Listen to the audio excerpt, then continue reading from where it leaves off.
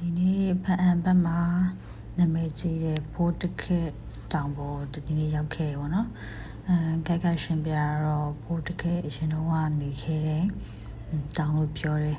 ဒီမှာသူတည်ထားတဲ့စီအများကြီးပေါ့နော်ဟိုးအနောက်မှာဆိုလို့ရှိရင်နတ်နန်နေရှိတယ်နတ်နန်နေကရင်မနမနတ်နန်နေတခြားတော့နာမည်တော့မဖတ်ခဲ့ရအောင်အရှင်တော်ကအရန်ကိုခက်စားခဲ့တယ်ကျမတို့ငယ်တော့ဘိုးတခက်ဆိုပြီးတော့လေသူကသူဖျားဆိုပြီးတော့ဘိုးတခက်ပေါ့နော်ပြီးရသူမိလိုက်သိမယ်ထင်တယ်တည့်ရသူလည်းသိချမယ်ထင်တယ်ကျမတော့ဘိုးတခက်ကိုကောင်းကောင်းသိလိုက်တယ်ပေါ့နော်အင်တာနက်တွေစဖွင့်တော့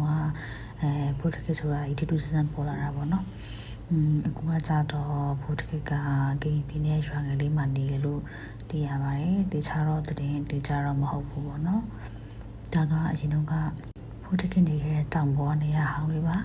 အောက်မှာလည်းဖိုးတခင်ရဲ့တပည့်အများကြီးရှိလို့ပြောကြတယ်ဒီပေါ်မှာစီတီကတော့မရေမထွက်နိုင်အောင်ရှိတယ်အရင်တော့တစ်ခါရောက်ဘူးရဒါပေမဲ့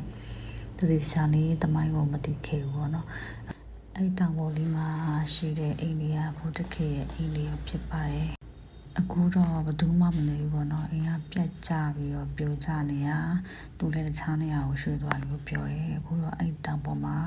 ဈေးတချို့နဲ့အိမ်အလွတ်ကြီးပဲရှိပါတယ်ဒါကကြတော့ပိုတကက်တောင်ရဲ့အရှိမရှိရဲ့ရေတကုံလေးပါကျွန်မရှိဗီဒီယိုမှာပြထားတဲ့ရေတကုံလေးဖြစ်ပါတယ်ဒါပေမဲ့ရေတကုံဆိုပေမဲ့တေးသေးလေးပေါ့နော်ရေကူးနေကြတဲ့သူတွေပဲတွေ့တယ်